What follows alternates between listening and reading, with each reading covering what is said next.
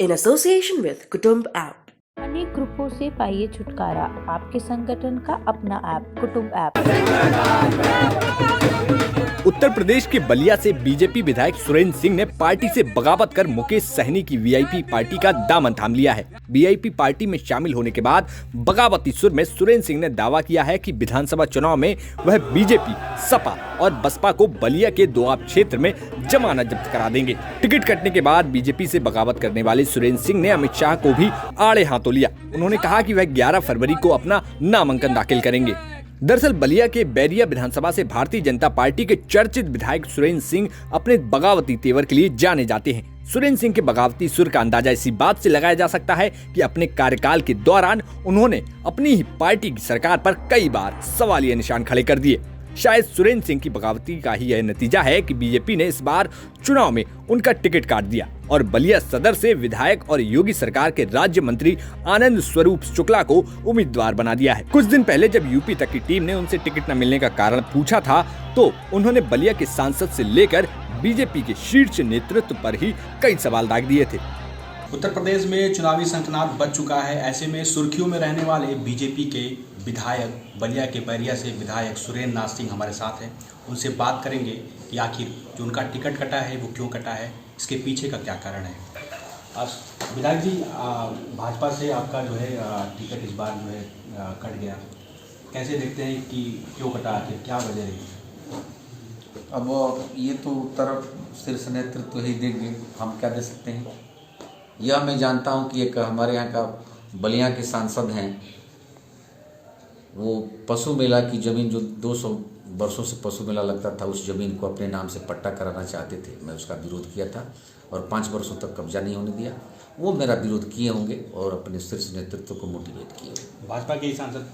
हाँ, भाजपा के वर्तमान सांसद अभी 2 वर्ष 2.5 वर्ष है उनका, तो उन्हीं का मैं विरोध किया था और मुझे खुशी है कि अपने विधायकी काल में उनको कब्जा नहीं होने दिया। क्या लगता है कि जहाँ से आप बैरिया से विधानसभा से आप विधायक थे, अब वहाँ पर एक मंत्री को टिकट दिया गया है, कैसे देख रहे हैं? देखिए, अब हम क्या कहें, अब बलिया सेवा किए हों, मंत्री जी बलिया में सेवा किए हों और बलिया के रिजेक्टेड व्यक्ति को और बैरिया में सेलेक्टेड कोई जनता नहीं कर सकती। जब बलिया की जनता रिजेक्ट कर दी तो बैरिया की जनता सेलेक्ट कैसे करेगी? ये निर्णय ही गलत है।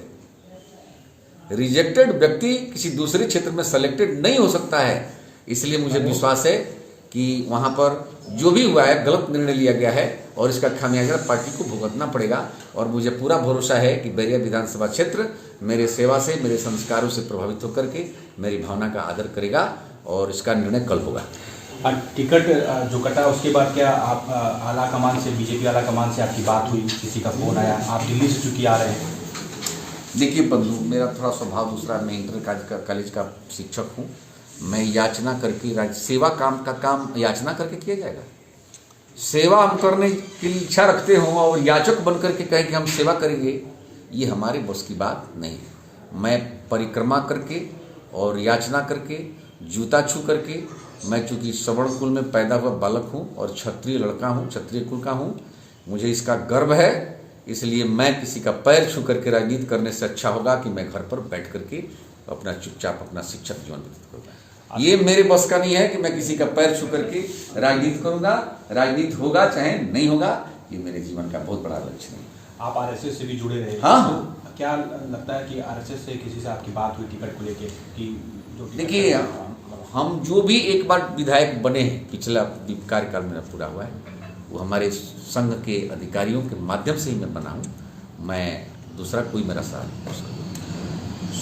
सुनने में आया कि आप जेडीयू ज्वाइन कर रहे हैं, जनता दल यूनाइटेड, क्या इसमें कितनी सच्चाई? अभी कोई कुछ नहीं। कल रात में एक आपने फेसबुक पेज से एक जानकारी शेयर की कि जो है आप निर्दलीय लड़ने जा रहे हैं चुनाव। मन की इच्छा है, लेकिन कल जो है अभी हमारे लोग आएंगे, बैठक होगी, बैठक के बाद निर्णय किया जाएगा जो होगा। बलिया से अनिल अकेला और लखनऊ से सत्यम मिश्रा की रिपोर्ट, यूपी तक।